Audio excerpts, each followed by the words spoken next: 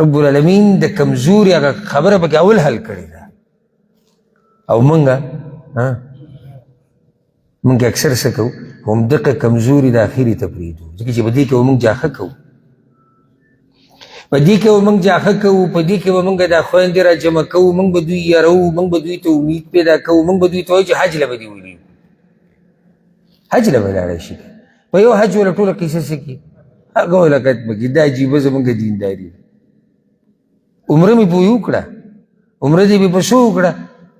په 80,000 روپۍ. برخه یې څو رسېده؟ 3 کروړه. 3 کروړه او 80,000. دا ته زموږ نه څه ماشومانان جوړ کړي. زه یې درسره نه منم، ما ته پته ته په ما باندې لوبه کوې، نو عرش والا درسره مني، الله به ومني. ته ما نشي دوکه کولی په دې عمرې او په دې حج باندې. نو ستا څه خیال دی ته پې الله دوکه کوې؟ نو د زنانه قصه الله وایي ختمه شوې ده. خو په ارام ناستې دي، هغوی ته برخه میلاو شوې ده، خو یا الله دې سړي سره څه وکړو؟ نو دغه دوو ته چې کومه میلاو شوې ده، دغه دوو چې یو ځای کړي دا د یو هلک برخه ده. ورسېدی بې که نه؟ للذکر مثل حظ الانثیین. یو سړي ته دومره برخه میلاویږي لکه 2 جنکو ته چې میلاو شوي. ولې جنۍ ته نیمه برخه میلاویږي؟ د هغه برخې نه چې هغه هلک ته میلاویږي. یو سوال زړه ته راغی. دا عین عدل او انصاف دی، عین عدل او انصاف دی. دا بس خلک وایي اسلام دین د مساوات دی.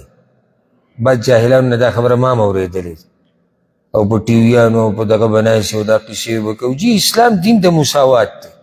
مساوات په عربي کې څه وایي؟ اسلام دین د دې دی چې ټول یو کړي دي. چا ویلي چې اسلام دین د مساوات دی؟ ټول چې دي یو کړو، خو قصه دې اړیته خړیته کړه. پلار او زوی یو شان دي، عالم او جاهل یو شان دي، ښځه او سړی یو شان دي. نو دا خو دې هر څه تباه او برباد کړو. چې نه، داسې وایه اسلام دین د عدل او انصاف دی. یو تصویر چلیږي په دې سوشل میډیا باندې، کېدای شي تاسو کتلی د دې خبرې د وضاحت لپاره ډېر مزېدار یو عربي جوړ کړی دی. اوله کې دا یو عربي نشر کړی و، ما ډېر پخوا لیدلی، بیا دې بعضو عجمو له ترجمه وکړه او نشر کوي. یو دیوال دی، لکه زه به ووایم چې دا دیوال دی، دا چې کوم لرګی لګېدلی دی دا څه دی؟ دیوال. دلته 2 کسان ولاړ دي شاته، او دا 2 کسان دا غواړي، زما د خبرې ته سوچ کوئ، دا 2 کسان دا غواړي چې موږ لږ اوچت شو چې بهر دنیا وینو. نو موږ دوی ته ووایو صبر، موږ دله یو کټکی راوړو، یو ډبې دله راوړو، په هغې به تاسو ودرېږئ نو بهر به سر ښکاره شي. دا یو چیت دی او یو دنګ دی. دې ته سوچ کړو، دا یو ډېر دنګ دی او دا بل ډېر چیت دی.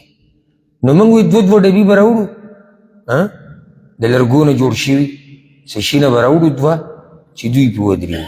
نو دوهم دې دنګ ته کېښودو، دوهم دې چیت ته، ځکه چې هلته بل راته وایي چې عدل به کې، ظلم به نه کې.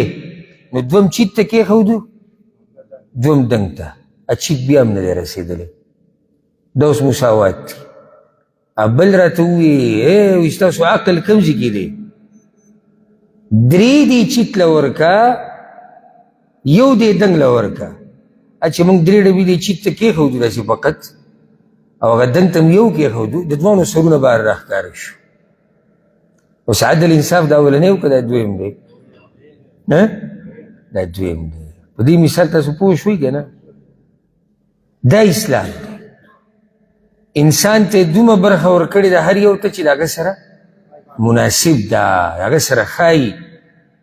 داسې نه چې راشه چې څه دي. عدل او انصاف دا دی چې د نارینه برخه دې ډېره وي. د فطرت هم وي، د عقل هم وي، د شریعت هم